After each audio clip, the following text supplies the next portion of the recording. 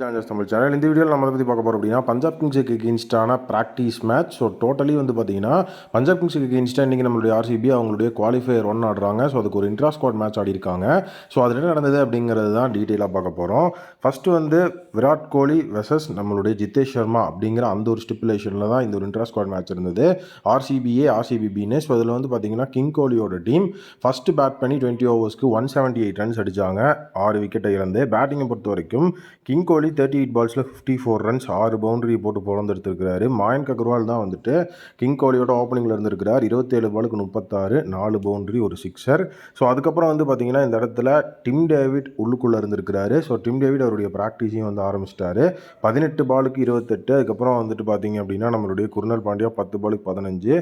So totally வந்து ஜிதேஷ் சர்மா வந்து 2 சைட்லேயுமே batting பண்ணியிருக்கிறார். ஏன்னா இன்ட்ரா ஸ்கோர் மேட்ச் அப்படிங்கிறதுனால ஸோ 2 சைட்லேயுமே நம்ம பேட்டிங் பண்ண முடியும் அப்படிங்கிற விஷயம் இருக்குது. ஸ்வப்னில் சிங்கும் அதுக்கப்புறம் உள்ள டீமுக்குள்ளே இருந்திருக்கிறாரு. ஸோ டோட்டலி வந்துட்டு 10 எக்ஸ்ட்ராஸ் அப்படிங்கிற விஷயத்தோட மொத்தமாக 20 ஓவருக்கு 178 ரன் அப்படிங்கிற விஷயத்துக்குள்ளே இருந்திருக்கிறாங்க. ஸோ ஃபஸ்ட்டு அவங்களுடைய ஓப்பனிங் விக்கெட்டு 62 ரனில் தான் போயிருக்கு. ஸோ பவுலிங்கை பொறுத்த வரைக்கும் ஜாஸ் ஹேஸ்லவுட் 4 ஓவருக்கு 32 ரன்னை விட்டு கொடுத்து 2 விக்கெட். புவி வந்துட்டு 4 ஓவருக்கு 28 ரன்னை விட்டு கொடுத்து 1 விக்கெட். ஸோ அதுக்கப்புறம் ராசிக் சலாம்தார் அண்ட் சுயாஷ் சர்மா, அபிநந்தன் சிங் இவங்க ஈச் ஒரு விக்கெட் எடுத்திருக்கிறாங்க. ஸோ டோட்டலி 179 ரன்ஸ் அடித்தா வின் அப்படின்னு சொல்லி அந்த இடத்துல வந்துட்டு நம்மளுடைய டீம்ஸ் களமிறங்கியிருக்காங்க. ஸோ கேப்டன் ஜிதேஷ் சர்மா தான். ஸோ நீட்டாக வந்து பார்த்தீங்க அப்படின்னா அந்த சேஸாக ஒரு ஹைலியே வச்சுருக்கிறாங்க ஆர்சிபியோட B team. So Rajat Patidar அதுக்கப்புறம் நம்மளுடைய ஃபில் சால்ட் இவங்க 2 பேர் தான் ஓப்பனிங்கில் வந்திருக்காங்க.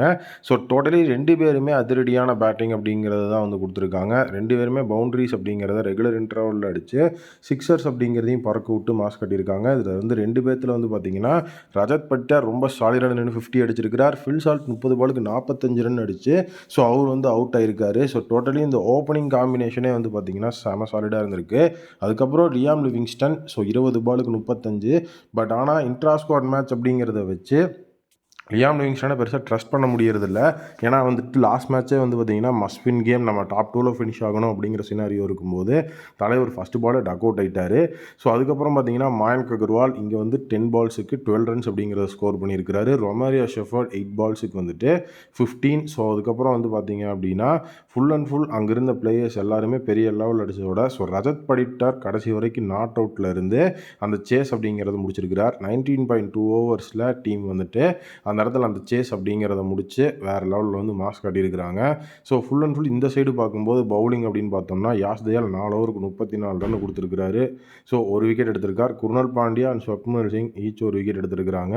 ஸோ துஷாரா மட்டும் 2 விக்கெட் அப்படிங்கிறத எடுத்திருக்கிறாரு. ஸோ ரஜத் படிட்டர் 42 பாலுக்கு 60 ரன் அப்படிங்கிறத கொடுத்து அந்த இடத்துல மாஸ் காட்டியிருக்கார். ஸோ உண்மையாகவே வந்துட்டு பஞ்சாப் கிங்ஸுக்கு எகெயின்ஸ்டான மேட்சுக்கு முன்னாடி இது ஒரு சிறப்பான சம்பவம் தான் சொல்லணும். நீங்கள் என்ன நினைக்கிறீங்க அப்படிங்கிறத கமெண்ட்டில் சொல்லுங்கள்.